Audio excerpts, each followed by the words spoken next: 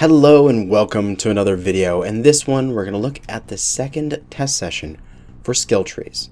There's been many changes since the last one, and we're just going to go through them right now.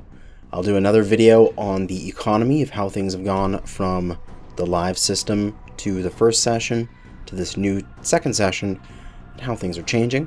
And then another one or two videos on topics that I will make up in the future because I'm not sure exactly what to do yet for those. But let's just go on in and look at some of these changes. Popping into the skill trees here, first up is economy. So they've changed the amount that these nodes cost and the entire process of refunding and repurchasing and such like that. So when we buy a node, we can still pay GXP or Mech XP, and the costs are reduced by about 40%. So instead of 100,000 C-bills and 1,500 XP, it is now 60,000 C-bills and 800 XP to buy a node. Alright, let's buy that one node.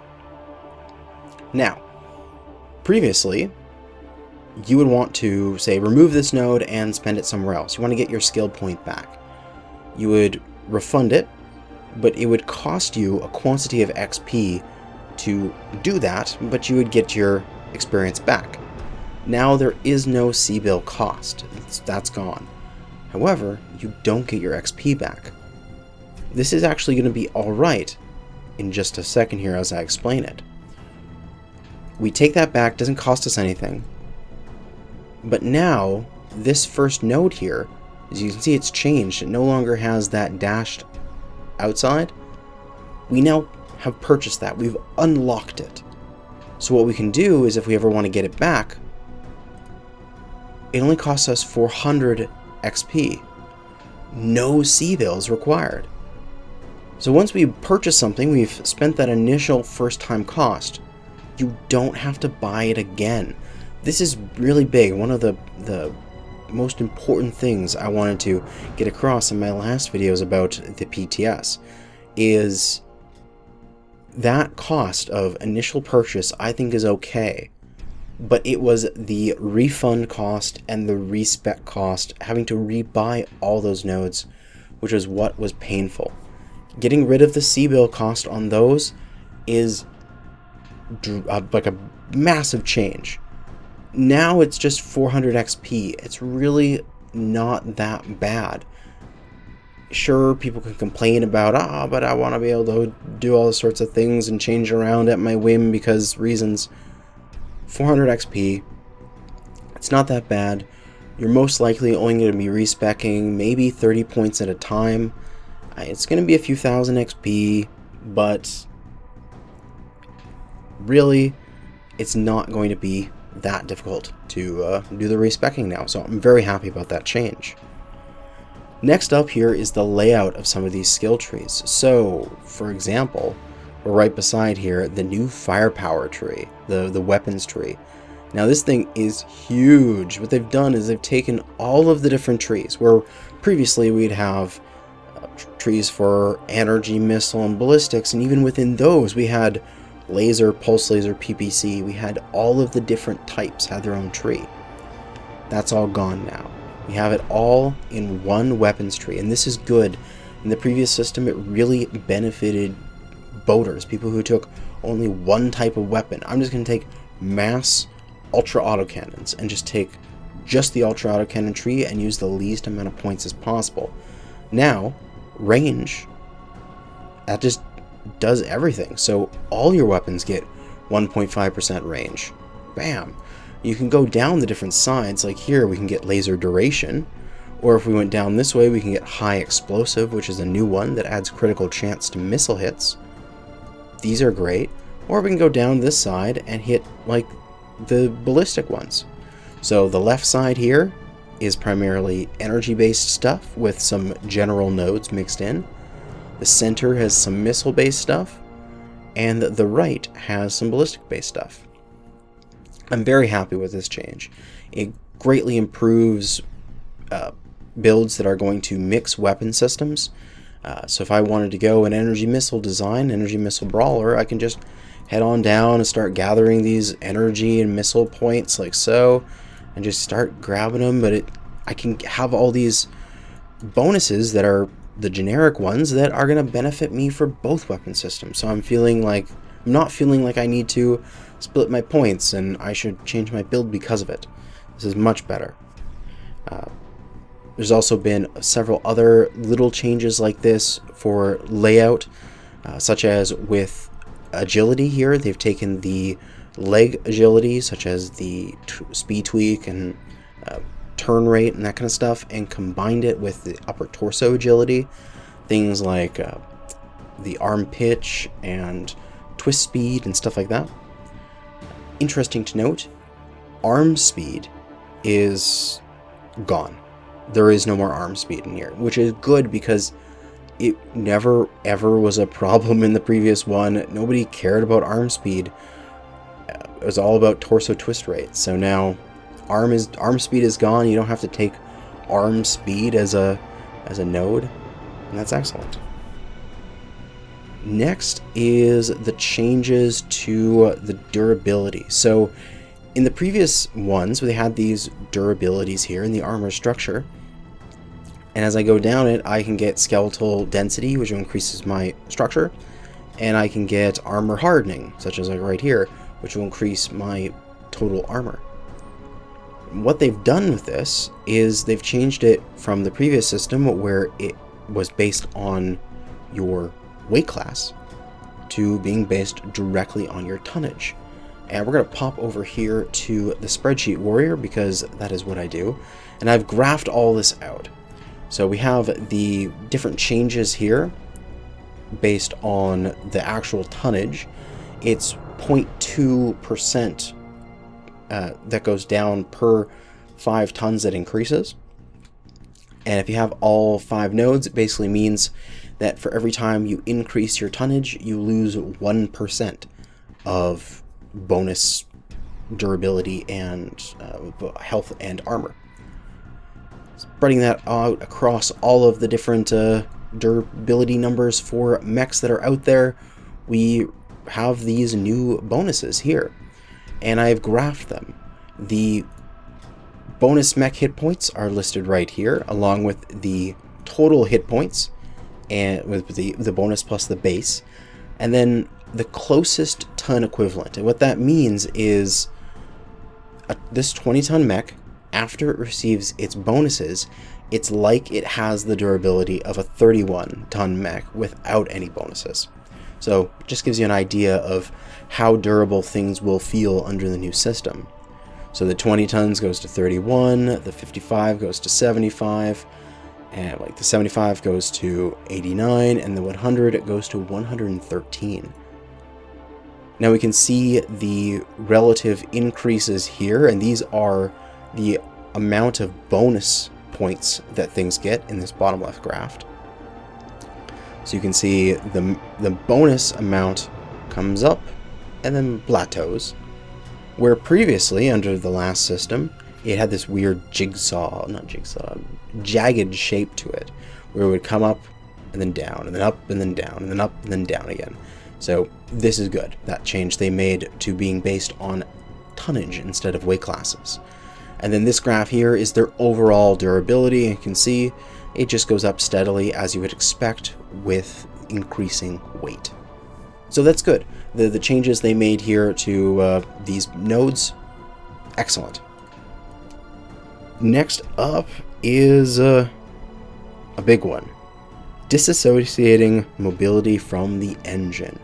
And I think I might need to pop back here into the actual notes here in order to take a look at this one. We'll pass by everything I've talked about already. Mech mobility. So what they've done, and this is something that some community members have been pushing for a long time, is they've unlocked mobility. So your ability for your mech to, say, twist its torso or accelerate and decelerate from the engine that you take. So under the current system, if you have a big mech and you put a big engine in it, it will feel more mobile. It will be able to twist faster, it'll be able to turn faster and accelerate faster than if you take that same mech and you put a much smaller engine rating in it.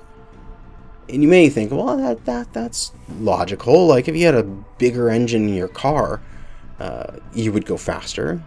So why should it affect, like, why should that be any different than a mech? Well, it made some problems with mechs that could take very large engine ratings. So big assault mechs that could take 400 XLs that had mobility far beyond what an assault should have. They were moving around more like mediums, or not mediums for the assaults, but they were moving like heavies. And some heavies that had really large engines were moving more like mediums, at least the feeling that you should have with it. So what they've done is basically did that away. A Kodiak with a 400 XL is going to move the same as an Atlas with like a 350 standard sort of thing. So that way, that difference is not adding an extra layer of imbalance between both Clan and IS, and also between different chassis. They have a little example video here. Won't have it there nice and small for you. I'll try to make this up nice and big so you can look at it, but you can see that under the current system, the mobility is linked to the engine. The Urban Mech accelerates extremely slowly, or under the new system, it's not linked to the engine, it's linked to the chassis itself, and the Urban Mech accelerates much faster.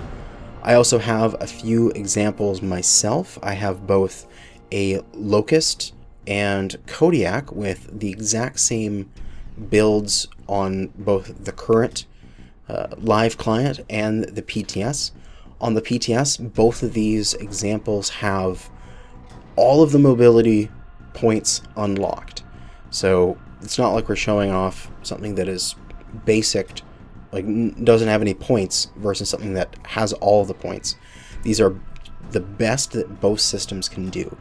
And we can see, while there is still some differences between live and PTS, the PTS being slightly slower for both examples, they're relatively similar. I had to slow the footage down and have it play back extra slow in order for you to really see some of the differences. So overall, I really like this change. There's a few concerns I have, that you don't want to be able to take away mobility from lights and such like that, because their speed is their life. If they can't pop in and out of cover very quickly, they will die, and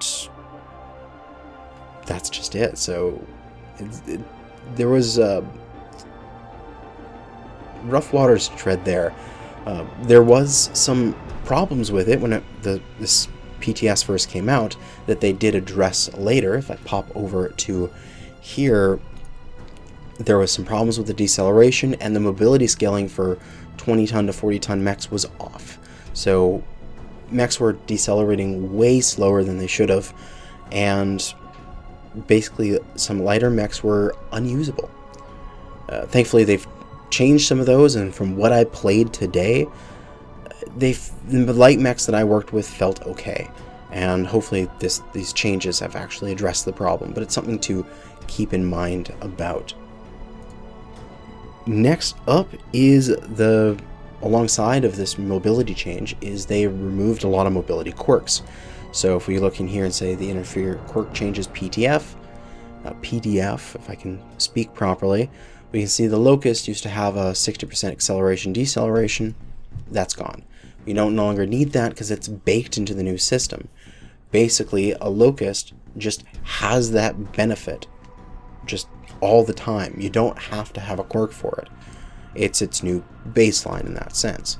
Maybe not perfectly like 100% which way, but the majority is there. So I think that's a good thing. We're getting rid of mobility quirk. We're getting rid of quirks in general, doing these updates to these systems. Really, I'd like to see a game where the only quirks required are ones that we only have to do because we can't fix it from an underlying system, such as a geometry. So the Hunchback has a huge extra target on its shoulder. Of course, that needs an extra bit of durability, but beyond that, that mech shouldn't have anything that holds it back compared to any other 50 tonner. And the last thing I want to talk about is the changes to consumables, and it's a little worrisome as it looks like there's going to be power creep, not only in the amount of consumables you can take, but also their potency. We can see here on this Hellbringer that I have currently 2 consumable slots, 2 empties, but there's 6 ones here. We can unlock those through this auxiliary miscellaneous. We can get additional consumable slots, plus we can go down these routes and get things that increase the amount of consumables we can take of specific types, such as expanded reserves to get additional strikes, or coolant reserves to get additional cool shots, or extra UAV to get extra UAVs. Interesting name dynamics here. This is whatever reserves, and then just extra UAV. Not UAV reserves. Come on, consistency, please. But yeah, we can just get all these consumable slots, get all those bonuses, and just purchase that up. And then we can pop back to the loadout here, and we can see we have 6 now. So let's take them all. Let's go and get a pair of artillery strikes, and a pair of cool shots, and those aren't just cool shot 6 and then cool shot 18. It's cool shot 18 and cool shot 18. We just buy all those, set them to auto refill, save them up. So now, not only can our mech take 6 consumables, 3 times as many as before, but we are taking duplicates of consumables. And this is kind of troublesome because, especially with the artillery strikes, this is something we've dealt with in the past. They've done multiple things to limit the amount of strikes that you can fire with your team. They added in the timer that has a global cooldown timer. If I fire my artillery or airstrike, no one else on my team can fire one for a certain amount of seconds. And that was to limit the spam, because it used to be, it was just like fire as fast as possible, dump all your artillery strikes, get it out there. They put in the cooldown. That was great. But then people were still taking both artillery and airstrike. And with a battle going on, you would have 24 RD and air being thrown at you every single match. It would be every time that global cooldown timer came off, the next person would fire off their strike. And it was just strikes all day, and it was quite boring. So they got rid of that. They made it so you can only take 1 artillery strike or 1 airstrike. But this change goes back on that. That was years ago that they made that change. It was somewhere back in like 2014. And this change is going back on it. It makes no sense to me of why they would do this. Also, with cool shots, these are just blatantly stronger than what we had before. Where before, you would have to take a cool shot 6 and then a cool shot 9x9, a cool shot 18 basically, as these are now being called. Now you can take 2 cool shot 18, so your cooling is going up no matter what, but also those cool shots are more effective. Where previously, I believe the bonus that you could go into your skill tree and unlock for cool shots was like 20% or something like that, like 20% better. Now you can get them 50% better. They actually had it at 100% better for the few days before they updated the client, and then they were like, well, that's a little too strong. Yeah, no shit. I've done the math here. At 10 DHS, so a mech that just has like a 250 rated engine, no external DHS, the old version, before they changed it back, the one that you could get a plus 100% strength to, would dump 36 heat. And for 10 DHS, that's 72% of your heat. For 30 DHS, the absolute maximum you could take on like a clan assault mech would be around 30 DHS. It's still 45% of their heat in one button press. Where they have it now, under this current thing, they only have plus 50%. I say only. That's still 27 heat. For the 10 DHS, that's 54% of their bar. And for 30 DHS, that's 33% of their bar. It's still very significant, considering the current live system, the cool shot 9x9, the cool shot 18 there, only gets rid of 22.5 heat. So no matter what, we're increasing the amount of heat we are dropping by, what is this, 4.5 for this one here, the plus 50%. Just for free. Here, there's an extra 4.5 heat dropping from your mech. We need less of this than more of this. We need less airstrikes and artillery strikes going down. Like, the only reason maybe this could be worthwhile is if these cool shots were cheaper and less effective, so that they equated to a 9x9 and a 6 under the current system, taking two, I don't know what the number would be, two 15s, two whatevers, under the new system would be equivalent. I could see that. That would be okay. You're just trying to make it so it's more smaller increments. You want to take one cool shot or two, and you'd have to take two to get to the old system. That's fine. Same thing with artillery strikes. If the player can take two, make them half as effective. Otherwise, you're just going to double the amount of free damage that people are getting, because they're not going to pay any tonnage or critical slots to take an additional strike. It's just C-bill costs. The consumable change is very strange to me. I don't know why this has come in, because this is something that I felt was decided a long time ago and was not going to be revisited. But now it's here and I have to talk about it. But yeah, I think that's going to be it for this video. On the next video, I'm going to go into the economy. Everything about, like, how many points does it take to get the equivalence of the old mastery system? How many points does it take to get radar deprivation back? That kind of stuff. And we'll do that next time. But thanks for watching, and good hunting.